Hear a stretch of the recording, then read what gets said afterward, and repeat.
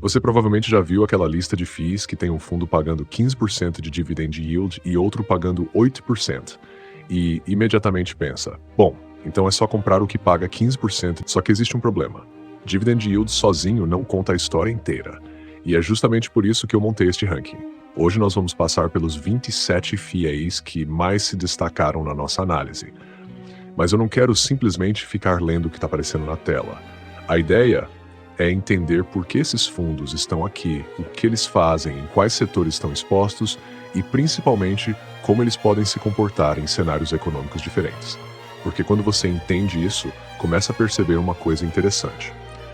Dois FIIs podem pagar dividendos parecidos e ainda assim serem investimentos completamente diferentes. Então vamos começar pelo topo. E já tem uma coisa que chama bastante atenção. O primeiro colocado é o KNCR 11. E talvez você esteja olhando para a tela pensando, mas espera aí, o KNCR 11 está em primeiro e nem tem o maior dividend yield da lista. Exatamente. E esse é um dos pontos mais importantes desse ranking.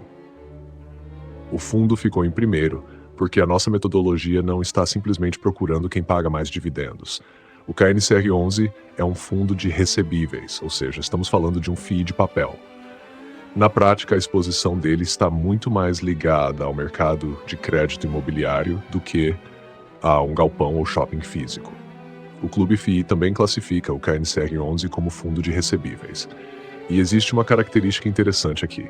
Fundos de papel podem ter uma relação bastante próxima com os juros da economia, principalmente quando possuem CRIs remunerados por indicadores como CDI.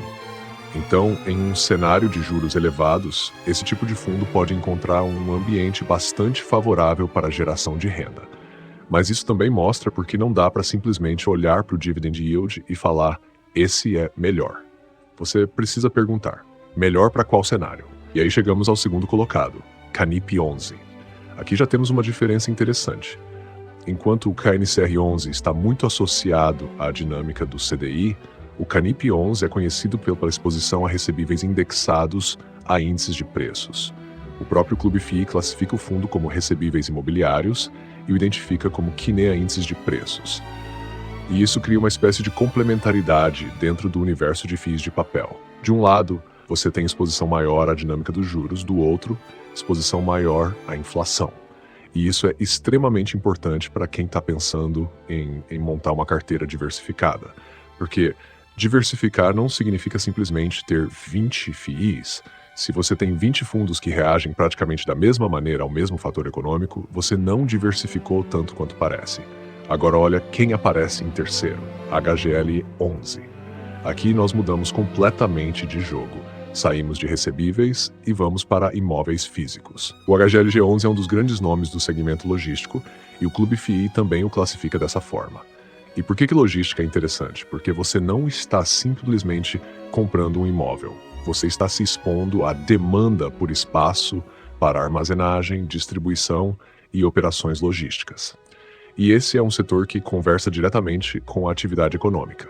Se empresas estão expandindo operações, comércio eletrônico cresce, cadeias de distribuição precisam de eficiência e a demanda por infraestrutura logística aumenta, fundos desse segmento podem se beneficiar. Mas existe o outro lado. Um FII de tijolo depende de ocupação, qualidade dos imóveis, localização, contratos, capacidade dos inquilinos e condições do mercado imobiliário. Ou seja, KNCR 11 e HGLG 11 podem estar lado a lado nesse ranking, mas o motor que movimenta cada um é completamente diferente. E isso, para mim, é muito mais interessante do que simplesmente falar qual tem o maior DWY. Na quarta posição aparece o KNRI 11. E esse é outro fundo interessante justamente porque ele não fica preso a um único segmento. O KNR 11 é classificado como híbrido e possui exposição a diferentes tipos de imóveis, incluindo escritórios e logística. Então você começa a perceber um padrão nos primeiros colocados. Temos crédito imobiliário, temos inflação, temos logística, temos um fundo híbrido. Isso começa a criar uma carteira que reage de maneiras diferentes aos mesmos acontecimentos econômicos. E essa é uma das coisas que eu quero que você observe durante todo o ranking. Não pense apenas em qual fundo está em primeiro. Pense em como esses fundos se relacionam entre si. Porque às vezes o melhor investimento não é trocar um fundo por outro, é entender como dois fundos diferentes podem trabalhar juntos. Na quinta posição temos o HGRU11. E aqui entramos novamente no universo dos fundos de tijolo, mas com uma exposição diferente àquela do HGLG11. O interessante nesses fundos é olhar para os contratos, para os inquilinos e para a previsibilidade dos fluxos de aluguel. E esse é um ponto que muita gente ignora. Quando você compra um FII de tijolo, não está simplesmente comprando metros quadrados. Você está comprando uma participação em uma máquina de geração de renda. E a qualidade dessa máquina depende de coisas como localização, contratos, ocupação e qualidade dos locatários. Na sexta posição aparece o HGRE11, ligado ao segmento de lajes corporativas. E aqui temos um exemplo perfeito de como o setor importa. Um fundo de escritórios pode reagir de maneira muito diferente de um fundo de logística. Quando você pensa em escritórios, precisa começar a prestar atenção em vacância, localização dos empreendimentos, qualidade dos edifícios e demanda corporativa. E isso também explica por que dois fundos de tijolo não são necessariamente equivalentes. É tijolo não significa que os riscos sejam iguais. Na sétima posição aparece o PMLR11, no segmento de shopping. E shopping é outro animal dentro dos FIIs, porque aqui existe uma relação muito mais direta com o consumo. Se as pessoas estão consumindo mais, os lojistas vendem mais, os shoppings podem se beneficiar através de aluguéis, receitas e outras fontes. Por outro lado, em um cenário de consumo mais fraco, você pode sentir. Então olha que interessante. Logística conversa com atividade econômica e distribuição. Escritórios conversam com ocupação corporativa. Shoppings conversam com consumo. E tudo isso pode estar dentro de uma mesma carteira de FIIs. Na oitava posição aparece o KNS11. Voltamos para os fundos de papel. E aqui começa a ficar ainda mais interessante, porque estamos vendo vários fundos de recebíveis entre os primeiros colocados. Isso não é necessariamente uma coincidência. Em ambientes de juros e inflação elevados, fundos de papel podem apresentar uma dinâmica de renda bastante interessante, especialmente quando seus recebíveis possuem indexadores ligados ao CDI ou à inflação. Mas existe uma palavra que precisa aparecer sempre que falamos de crédito: risco. Porque receber uma taxa elevada normalmente vem acompanhado de algum tipo de risco maior. Então, quando você encontrar um FII pagando um DUPA muito acima dos demais, a pergunta não deveria ser: como eu compro? A pergunta deveria ser: por que ele está pagando isso? E essa pergunta vale ouro. Na nona posição temos o VICE11, outro nome importante do segmento de shopping. E aqui aparece uma oportunidade interessante para comparar fundos. Você tem dois fundos ligados a shopping dentro da lista, mas isso não significa que eles tenham exatamente a mesma carteira, os mesmos imóveis, os mesmos contratos ou o mesmo risco. Por isso, quando eu vejo alguém falando que shopping é tudo igual, eu já fico com o pé atrás. No 10º lugar temos o REC11, mais um fundo de papel. E aqui eu quero chamar a atenção para uma coisa que aparece bastante nessa lista. O ranking não está concentrado em um único tipo de FII. Temos recebíveis, logística, shopping, híbridos, lajes corporativas. Isso é importante porque a diversificação setorial pode ajudar a reduzir a dependência de um único cenário. Agora vem uma sequência que eu acho particularmente interessante: KNH11, RZTR11, VILG11 e BCR11. O KNH11 é mais um fundo de recebíveis, enquanto o VILG11 está ligado à logística. E o BCR11 também aparece com uma característica que chama muita atenção: 14,92% de DIPO nos últimos 12 meses. E aqui temos outro exemplo perfeito de por que o ranking não é simplesmente uma lista de dividend yield. Se fosse, o BCR11 estaria muito mais acima. E o mesmo raciocínio vale quando chegamos mais para baixo. Porque na 24ª posição aparece o VCRI11 com 15,21% é o maior DIP de toda a lista, e mesmo assim ele não está em primeiro. Isso é proposital. Um rendimento passado muito alto não transforma automaticamente um fundo no melhor fundo da bolsa. O rendimento pode ter vindo de uma combinação de fatores que não necessariamente vai se repetir. E é justamente por isso que olhar apenas para o número em rosa na tela pode ser perigoso. Agora, voltando para o ranking, temos também como PCIP11, XPM11, VRTA11 e HSRE11.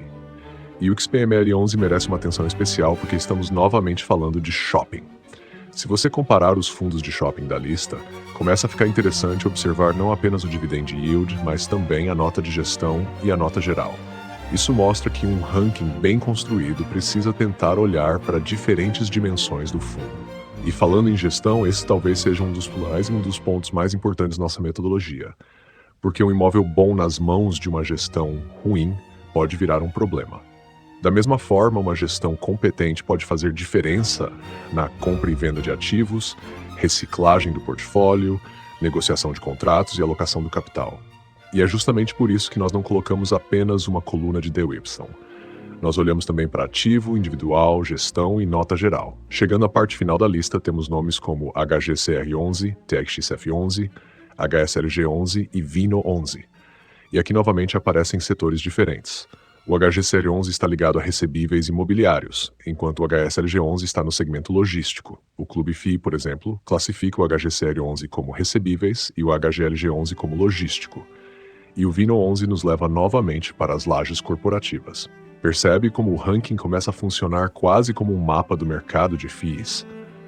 Você não está olhando apenas para 27 códigos. Você está olhando para diferentes formas de ganhar dinheiro através do mercado imobiliário. E isso é muito importante, porque quando a economia muda, os FIs não necessariamente respondem todos da mesma maneira. Se os juros permanecerem elevados, determinados fundos de papel podem encontrar um ambiente favorável para a geração de renda. Se as expectativas de juros longos começarem a cair, os fundos de tijolo podem ganhar atratividade relativa, embora isso não seja uma regra automática. A precificação dos FIIs depende também das expectativas, do risco, dos fundamentos e do prêmio exigido pelo mercado. E isso nos leva aos últimos nomes do ranking: VCJR11, VCRI11, HGBS11, ESR11 e BTCI11. E aqui temos uma das comparações mais interessantes de todo o vídeo.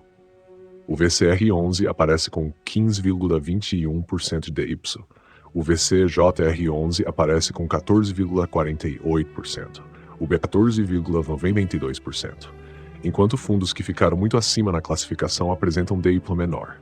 Então, se você chegou até aqui, provavelmente já entendeu a principal mensagem desse ranking. Maior dividend yield não significa automaticamente melhor FII. E isso é algo que eu acho extremamente importante deixar claro, porque o DY é uma métrica de retorno passado.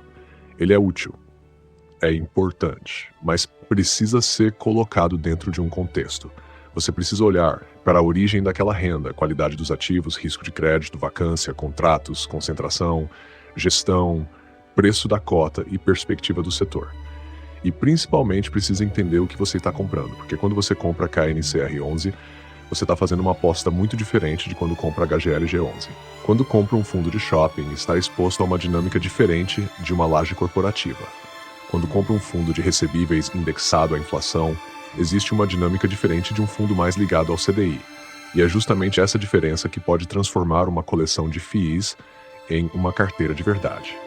Então, recapitulando rapidamente o topo do nosso ranking: KNCR11 em primeiro, CNIP11 em segundo, HGLG11 em terceiro e KNRI11 em quarto. Mas eu não quero que você saia desse vídeo pensando simplesmente vou comprar os 4 primeiros. Não é essa a ideia. A ideia é você olhar para esse ranking como um filtro inicial.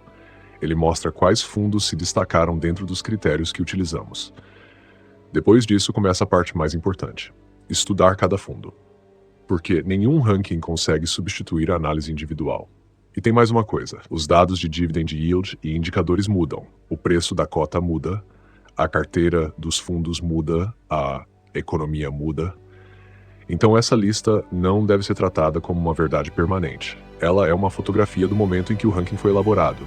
As informações de mercado utilizadas como referência foram consultadas em bases como FIIs.com.br e o Clube FII, além de pesquisa complementar sobre os segmentos e características dos fundos. E agora eu quero saber a sua opinião.